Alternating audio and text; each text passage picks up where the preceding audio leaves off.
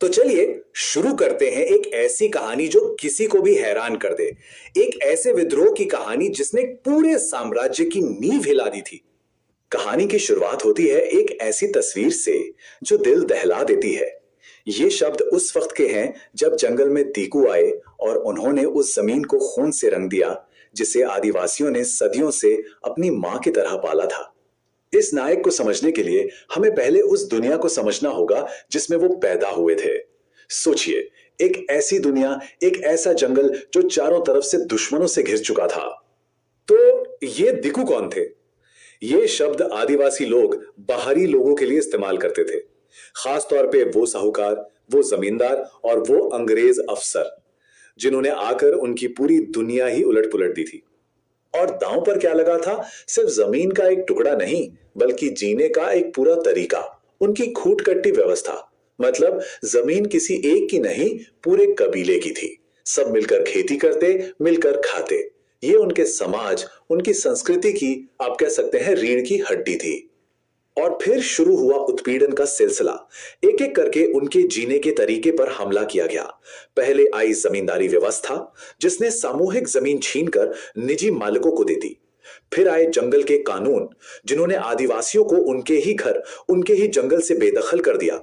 उनसे बेगारी करवाई गई, मतलब अपनी ही जमीन पर बिना पैसे के मजदूरी। और तो और ईसाई मिशनरियों ने उनकी संस्कृति पर भी हमला किया, धर्म बदलने की कोशिशें की। तो ऐसे माहौल में एक विद्रोही का जन्म कैसे हुआ? चलिए अब उस इंसान की कहानी जानते हैं। ये वो सफर है जो उन्हें बिरसा मुंडा बनाएगा। 1875 में उनका जन्म हुआ। फिर 1886 में उन्हें एक मिशनरी स्कूल भेजा गया जहां उनका नाम बदल के बिरसा डेविड रख दिया गया।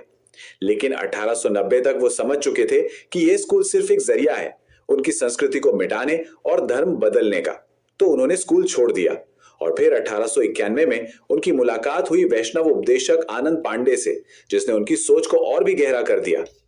तो सवाल यही है, एक लड़का जो बांसुरी बजाने के लिए जाना जाता था, वो दुनिया की सबसे बड़ी ताकत ब्रिटिश साम्राज्य के खिलाफ हथियार उठाने वाला नेता कैसे बन गया? लेकिन वो सीधे सीधे एक लड़ाका नहीं बने। उससे पहले वो अपने लोगों के लिए एक मरहम बने, उन्हें जोड़ने वाली एक आवाज बने। बात है 1894 की। भयानक अकाल पड़ा, हैजा फैला, लोग मर रहे थे। अंग्रेज सरकार ने कुछ नहीं किया। तब बिरसा सामने आए। उन्होंने अंधविश्वासों को चुनौती दी और निस्वार्थ भाव से अपने लोगों की सेवा की। यहीं से लोगों का भरोसा उन पर जमने लगा। और फिर 1895 में उन्होंने खुद को भगवान का दूत घोषित कर दिया। उन्होंने एक नया धर्म बनाया, बिरसाइत। उन्होंने लोगों से कहा कि अपनी जड़ों की तरफ लौटो, आत्मनिर्भर बनो। और देखते ही देखते उनके लोग उन्हें धरती आबा कहने लगे, मतलब धरती का पिता।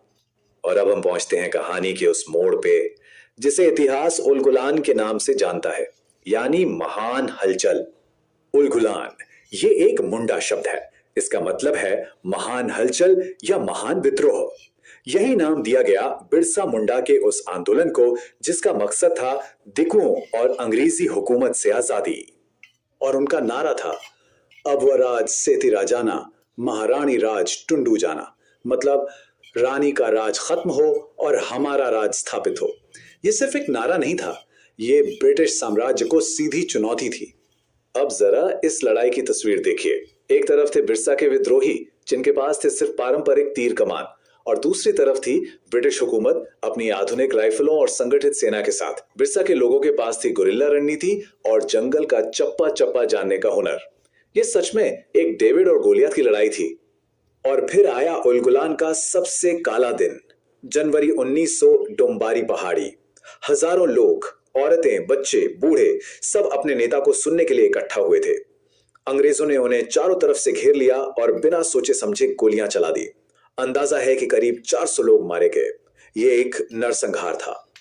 बिरसा उस नरसंहार से किसी तरह बच निकले। इसके बाद अंग्रेजों ने उनके सिर पर इनाम रखा, 500 रुपए। अब सुनिए, साल 1900 में 500 रुपए बहुत बड़ी रकम थी। आज के हिसाब से देखें तो करीब करीब 1.25 लाख रुपए। और इसी इनाम के लालच में उनके साथ धोखा हुआ।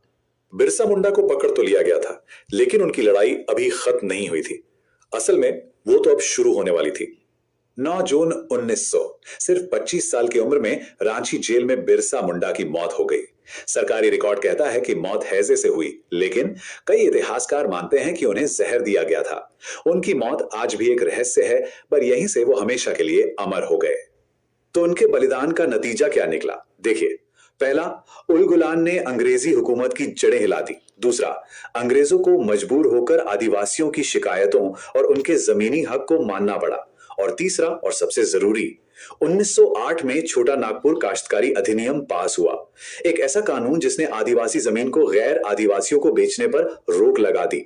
यह कानून आज भी लागू है और उनकी विरासत आज भी जिंदा है। आज पूरा भारत उन्हें भगवान बिरसा मुंडा के नाम से जानता है और पूजता है। उनका जन्मदिन 15 नवंबर अब जनजातीय गौरव दिवस के रूप में मनाया जाता है। वो आज भी दुनिया भर में स्वदेशी अधिकारों और आजादी की लड़ाई का एक बहुत बड़ा प्रतीक है। आखिर में बिरसा मुंडा की कहानी हमें एक ही बात सिखाती है, एक शाश्वत सत्य, कि जब जंगल जागता है तो बड़े बड़े साम्राज्य कांप जाते हैं। ये कहानी है उस आवाज की जिसे दबाया तो जा सकता है। आपको वीडियो कैसा लगा हमें कमेंट में जरूर बताएं और ऐसे ही वीडियो देखने के लिए चैनल को लाइक, शेयर और सब्सक्राइब जरूर करें।